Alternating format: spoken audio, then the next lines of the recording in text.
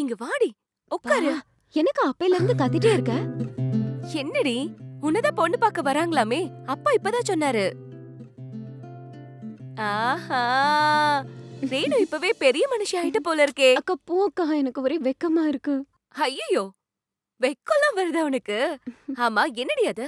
நான் இருக்கும்போது நீ கல்யாணத்துக்கு ரெடியா இருக்க பெரிய மனுஷி மாதிரி. உனக்கு 24 வயசு ஆச்சோ இல்லையோ, பாட்டி ஒரே கலாட்டா பண்ணிட்டு இருக்கா. இவளுக்கு கல்யாணம் ஆகுமா, இவளுக்கு கல்யாணம் ஆகுமான்னு. அப்பாக்கும் என்ன பண்றதுன்னு ஒண்ணும் புரியல. உனக்கு சத்தியம் பண்ணி கொடுத்திருக்காராம்.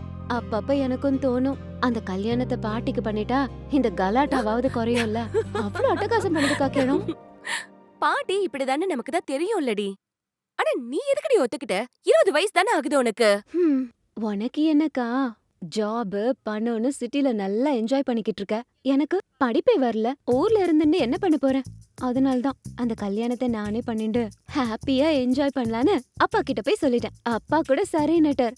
ஆனா ஒண்ணு, பாட்டிய பத்தி தான் உனக்கு தெரியும்ல. உனக்கு கல்யாணம் பண்ணாம எனக்கு மட்டும் கல்யாணம் பண்ணா உப்பு போட்டு விளக்கிடுவா. அதுக்குதான் முதல்ல உனக்கு பொண்ணு பார்க்க வரான்னு சொல்லி கூட்டிட்டு வந்துட்டோம். ஒருவேளை கல்யாணம் கூடி வந்துடுதுன்னா அப்புறமா ஏதாவது சொல்லி மேனேஜ் பண்ணிக்கலாம். என்ன நடந்தா என்ன? ஏ ரேணு கல்யாண பொண்ணு ஆகிட்டா. போக்கா, எனக்கு வெக்கமா வருது. இன்னொன்னு பொண்ணு கூட பார்க்க வரல, அதுக்குள்ள இவ்ளோ வெக்கமா?